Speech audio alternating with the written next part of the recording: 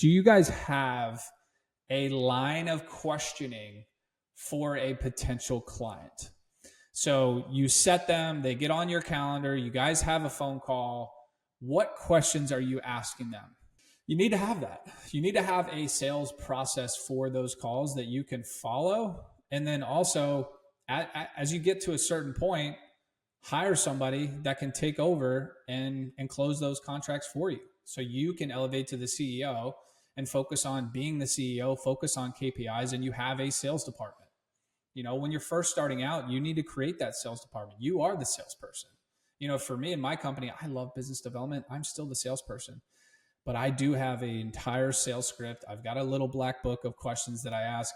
I wouldn't say every client, because not every client, I don't need to ask all these questions to every client, right? I just need to figure out what is their pain, what's their biggest pain, and can I solve that pain? And do I want to solve that pain? Another thing too is, you know, a lot of the times I'm qualifying them more than they're qualifying me. I mean, every time. You want to know if they're going to be a good client for you. I think somebody posted in the Facebook group last night where they signed a contract. It's a great property. And they talked about onboarding. They talked about investing into the property. But after the contract was signed, the homeowner was like, hey, I really can't invest in the property. Like, you just need to go do what you need to do. And I'm not getting new pictures. You can pay for those, but I'm not paying for those.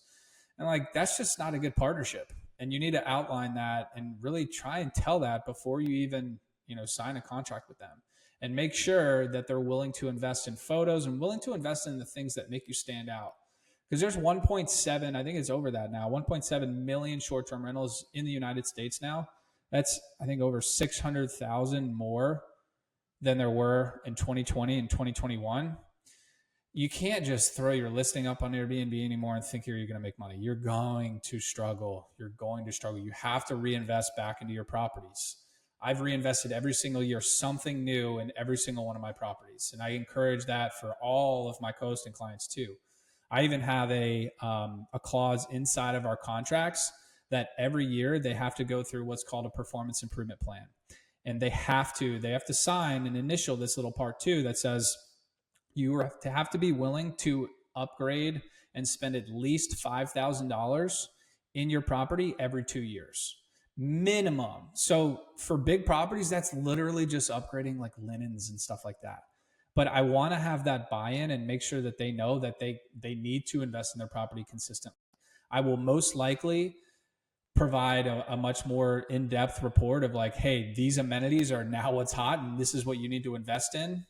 And this is why you need to invest in it. And look at all the other comps that are in the area that are making more money because they're investing in those comps. So understanding client needs through asking really good questions. So what are some of those questions?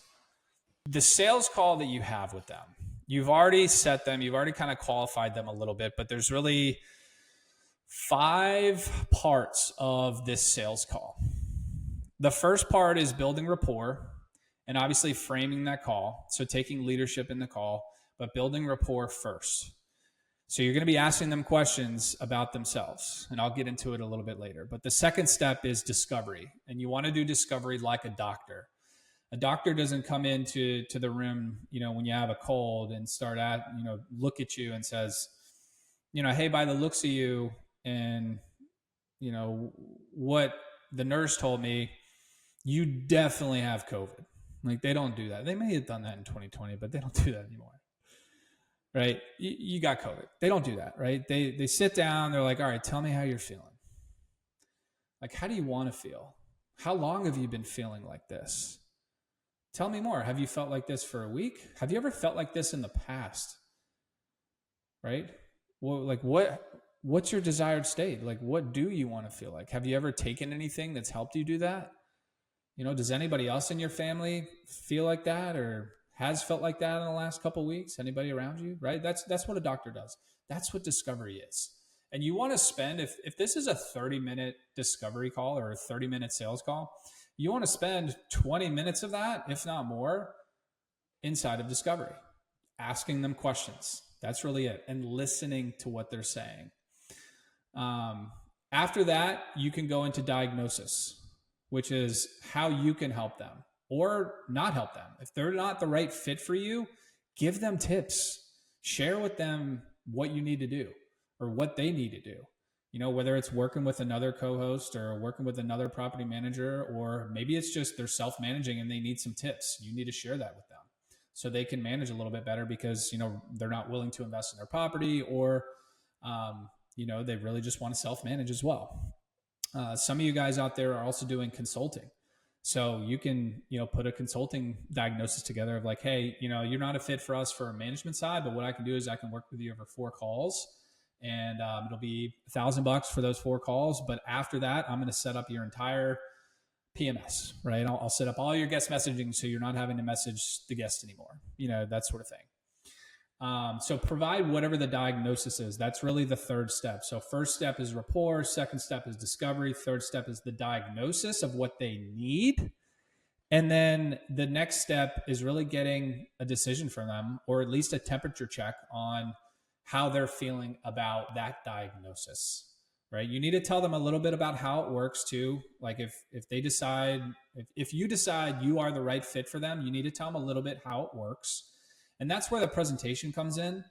I shared the cohosting presentation that I use about, I think, 2 weeks ago, but all it is a Canva presentation that really is a blank template for you to use. And then based on what their pains are, you need to be able to show them and pinpoint inside your presentation how you can solve that. So you go through the diagnosis. Hey, it sounds like you've got COVID, and here's what you need to do. You need to take fluids. You need to take ivermectin or whatever they're giving to you nowadays, and you need to wait 3 days, right? How does that sound? On a scale of 1 to 10, do you think that'll make you feel better? Right? That's where you get that decision. And then we can talk about follow-up too. But the majority of where you're going to be asking questions and gaining information is going to be in rapport and discovery. So inside of rapport, very simple. All you want to do is get to know them a little bit, if they are the ideal client for you, right? So what do you do for work? How long have you done that, right? You want to know what's their background, what they do for work, how long they've done that, if they're a business owner. Like my ideal client is a business owner that likes to invest in real estate for the passive income, doesn't have time to manage his own properties, and wants a check every month, but wants really great properties and maybe use the property every now and then.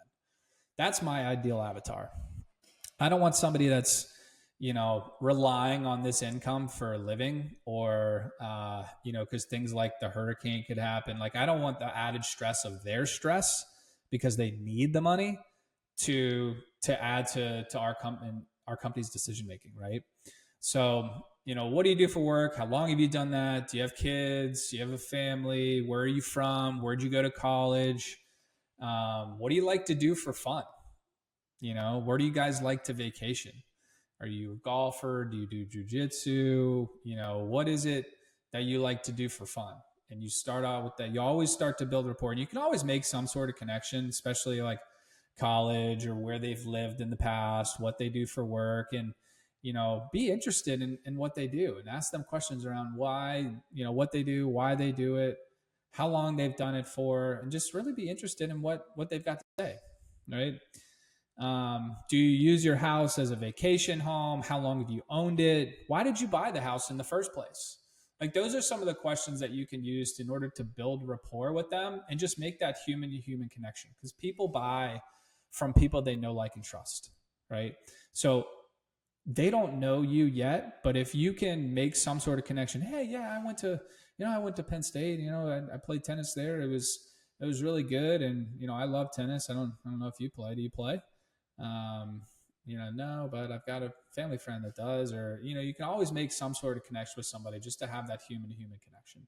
The next step is going into discovery and focusing on goal-based questions first. So you've built a little rapport with them, and the next, really the next step is, all right, so tell me what are your goals with this property? Why did you buy the property to begin with? Is it a financial number that you're looking to hit every month or every year? Or like, what are your goals for the property? Is this strictly an investment property? Do you use it as a second home? Tell me a little bit about why you bought it. Do you have a financial goal in mind that you're looking to hit? Okay, why that number? One of my favorite, I learned this when I was working at Google in sales. TMM, tell me more. That's a ninja question that you can have in your back pocket. Tell me more. Interesting. Tell me more about that. And you're asking them to expand on why that number. You're asking them to expand on, if it's an investment property versus a vacation home property. You can always ask them and dig deeper into whatever they tell you, whatever answer that they have. Tell me more. So those are the more goal-based questions. I don't find those to really be that happen really that often. Most owners have some sort of pain, and you need to draw the pain out of them in a way that's sequential. And there's some basic questions you can ask, but then there's also some advanced questions too. So, what is the biggest challenge right now for you? What's your biggest challenge getting to your goal or financial goal? So what's your biggest challenge getting to 10, 20, 30K a month, right? What's your biggest challenge behind that? Are you happy with how your property's performed? Do you know how much you've made in the last 12 months? Have you run the numbers on what it could do as a short-term rental if it was a long-term rental in the past? How are your reviews? What are your guests saying? So those are some basic questions you can ask. And obviously you're not going to ask them back to back. You're going to want to pick one and then probably, see if they have pain in that area and then ask them to tell me more. Some more advanced questions. Based on market data and research, have you thought about investing into the property? For instance, adding new amenities, giving it a little refresher. Have you thought about that? Does your current manager give you a monthly market report? So does your current manager give you a monthly market report and how your property is doing against the market? We do that. So it's just kind of pacing a little bit of the diagnosis a little bit later on, because 99% of people don't do that. 99% of co-host property managers do not do that. So if you can do that, and if their pain is around, the financial side and occupancy rates, then this is really going to hit on their pain point, right? Do you know where your listing is ranked currently on Airbnb and Vrbo? That's another ninja question. They're most likely not going to know. Like, they're not going to go. And have you asked your manager where it's ranked as well? Do you know how much your comp properties, so similar properties nearby, are making in revenue? Do you have any issues with things getting damaged or stolen at your property? That's another big one, especially for Vacasa properties.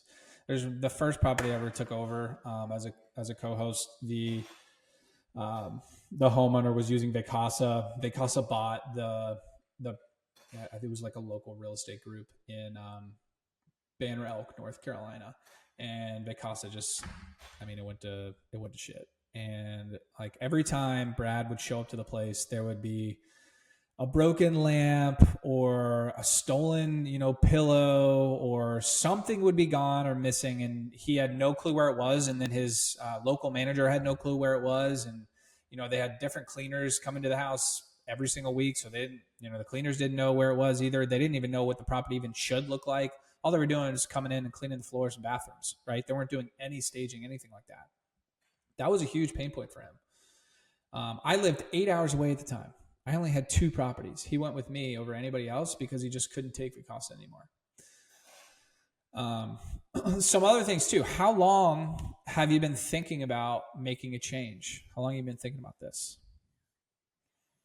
In an ideal world, how involved would you like to be in the management of your property? What do you want to know? What do you not want to know? Right? So some people want to see the pricing. Some people just want to check every month. You want to kind of gauge if they're your ideal client by asking some of these questions as well. After you get into the pain questions and some of the advanced questions, then you go into what I call the solutions questions. So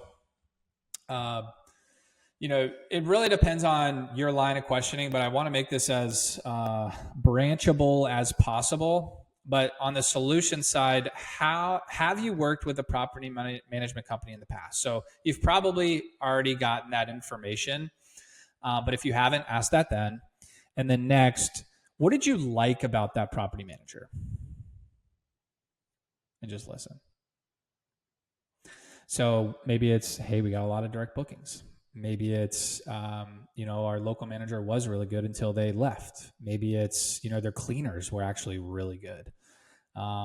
So you want to gain that because you're going to want to also do that when you're managing their property and also give that to them in the diagnosis or at least the presentation part. What do you feel could have been improved by your property manager? Just listen. What is something you feel could have been way better with them? And then have you invested in the home and any other amenities in the last 12 months? If yes, what did you invest in? So if they did invest and had made an investment in their house, what did you invest in? Is it a fire pit? Is it a hot tub? Is it a pergola? Is it new pictures? If no, hey, based on the data, if there's some data I could bring you, would you be open to investing in it? For me, what I've found for my properties and then also some properties that I co-host as well, the return on investment on these amenities is sub 12 months. It's really more like 9 months. There's an example, the K Chalet, one property that I manage in Brevard, North Carolina, invested in a sauna, a barrel sauna at the beginning of the year. So it was installed in January. And this year, the sauna was about $15,000, and it was like, honestly, it's overkill. It was like flown in from Manitoba in Canada, and it's a really nice handmade product. But it costs about $15,000 to put in altogether. They have made over $19,000 more this year in revenue compared to last year. That is including, or not including $10,000 of canceled bookings that we had in October of this year. They would have made $27,000 more off of a $15K investment. So that's what, a 6.5 month ROI just from one sauna. It's because nobody else has a sauna in the area, right? There's one property in all of Brevard that has a sauna. Well, there's two now. So, giving them a little taste of that, and asking, hey, if I can bring some data of some things that you can invest in to get like a sub 9 month ROI on it, would you be interested? And if you think about it too, the expenses are fixed, right? Let's say a property has $50,000 of expenses a year, but they invest $15,000 into a sauna, okay, which they probably don't need to. And let's say in year one, the revenue is $100K and their expenses are $50, so their profit's $50. And then they invest in the sauna, which costs $15,000. But that can get you $30,000 more in bookings, and your expenses are the same. So year two, it's a $30,000 profit. It's really after the first 7 months, it's 100% profit after that. So if they're an investor, they should see that and say, I need to invest in this now, right? Some other questions too. Have you tried to self-manage? If so, what did you like about it? What didn't you like about it? If not, why didn't you? Like, why not manage the property on your own? Is it time, experience, that sort of thing? Some other things that you don't want to miss as well are, do you have anyone that you work on this with? Do you have a partner or anybody else that you make decisions with, whether it's investing in the property or, just make decisions based on this property, the property manager? Is it a spouse? Is it a business partner? Anything like that? Do they also support this? Do they support making a change as well? So you always want to ask that, I would say towards the end, right before, the timeline or the urgency question. So I said earlier, how long have you been thinking about making a switch? So next you want to ask, when are you thinking about making that switch? Have you thought about when you would want to change your property manager? And then also, like, why would you want to do that now? Are there some reasons why you wouldn't do it now? Why not wait 6 months? What's the opportunity cost of waiting? So this helps you determine if they're serious or if they're just kind of window shopping right now. Some other questions that you can ask are, are you evaluating any other property managers right now, or is it just me? And that kind of rounds out the urgency and really getting a good feel on where they're at. You can also back into, I know I've done a training on this too, of like setting up, all right, let's say you want to make the switch here in December. You're going to have to cancel your contract with your current property manager, which means, they typically have a 60 to 90 day cancellation policy. And then from there, really our go live date fully is going to be April 1. So that allows you to forecast your time and onboarding and everything as well. Do you have current bookings, stuff like that as well that you'll need to get answers for? So that's essentially how I run in my little black book of questions, and summing up the number one skill that you can learn and implement to close more co-hosts and contracts.